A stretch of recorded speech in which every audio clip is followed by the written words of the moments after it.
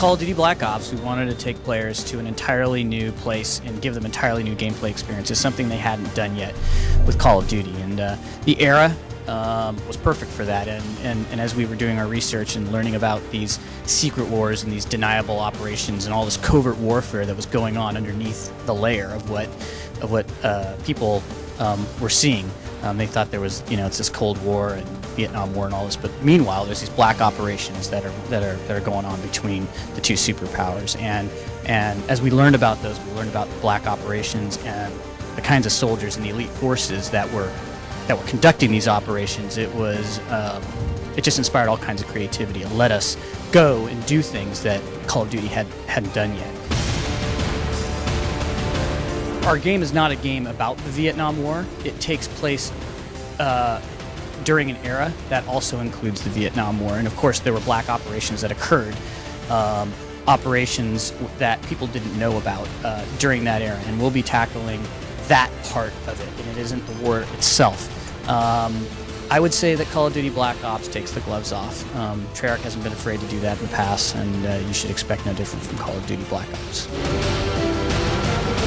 We wanted to actually work with some people who conducted these black operations. So we worked with Major John Plaster, who is one of the most published authors. But he himself was SOG, was a Studies and Observations Group. That's what they were called, kind of an innocuous title for this group, and had extensive experiences in Southeast Asia during the Vietnam War. Conducting these black operations, and so he came to our studio and shared his experiences with us. Everything from his training to the tactics and strategies that they'd use to some intimate experiences that they had, and it definitely stimulated the thought of our designers and our creatives in the studio to come up with some of the gameplay that we did.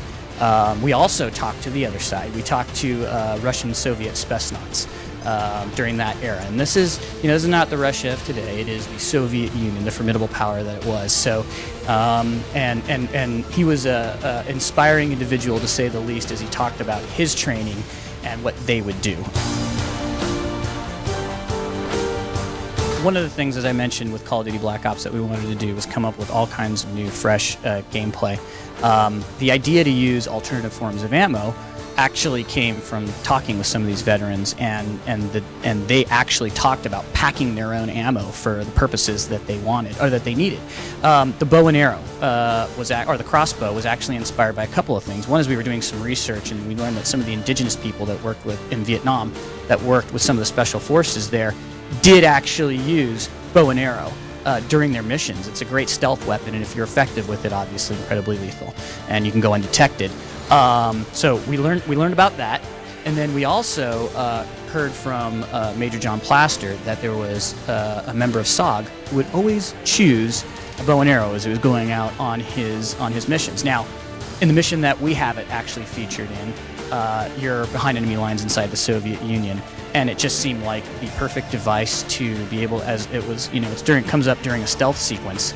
And we don't want the player to get detected, and it seemed like the perfect way that you might want to modify your weaponry to place a really explosive incendiary device at range without being detected.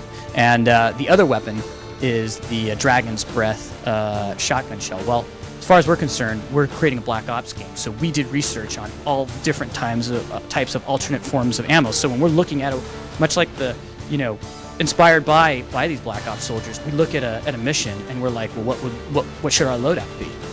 And whatever was in our arsenal was what we chose. And who's to say that they didn't? Everything they did was classified.